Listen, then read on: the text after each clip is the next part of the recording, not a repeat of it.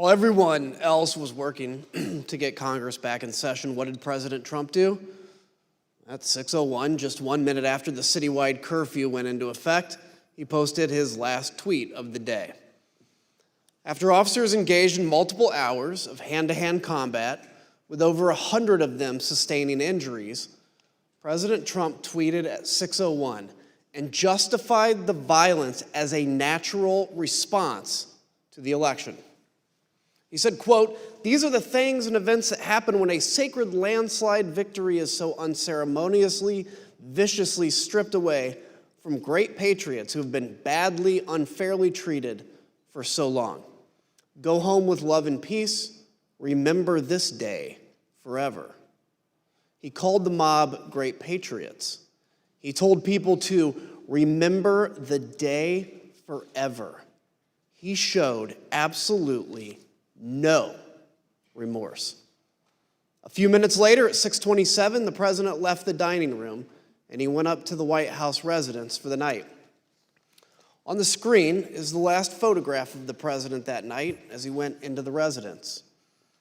As he was gathering his things in the dining room to leave, President Trump reflected on the day's events with a White House employee. This was the same employee who had met President Trump in the Oval Office after he returned from the ellipse. President Trump said nothing to the employee about the attack. He said only, quote, "Mike Pence let me down." Ms. Matthews, what was your reaction to President Trump's 6:01 tweet? At that point, I had already made the decision to resign, and this tweet just further cemented my decision. I thought that January 6th, 2021 was one of the darkest days in our nation's history, and President Trump was treating it as a celebratory occasion with that tweet. And so it just further cemented my decision to resign.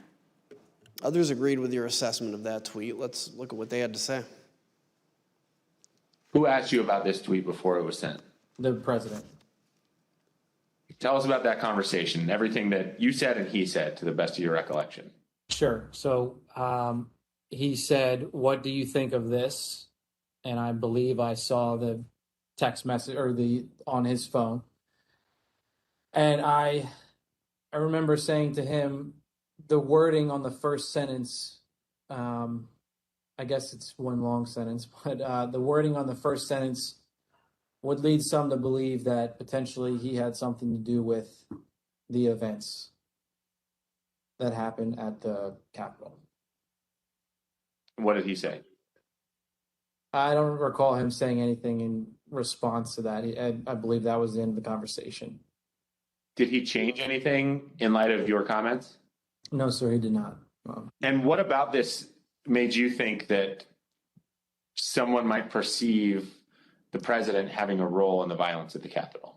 It was my interpretation of the words. I mean, I'm not I don't write speeches or anything, but the phrase, "These are the things that happened," to me sounded as if culpability was associated with it, to me.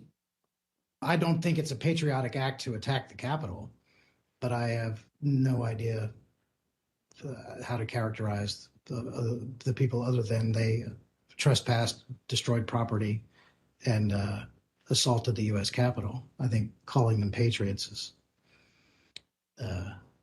let's say, a stretch, to say the least. Is that all it is, a stretch, or just flatly wrong? I don't think it's a patriotic act to attack the U.S. Capitol. Would you call it unpatriotic? Criminal? Unpatriotic? Sure. What happened at the Capitol cannot be justified in any form or fashion. It was wrong and it was tragic, and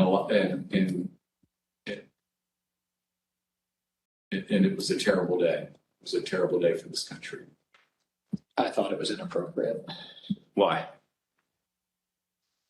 To my mind, it was a day that should be remembered in infamy. That wasn't the tenor of this tweet.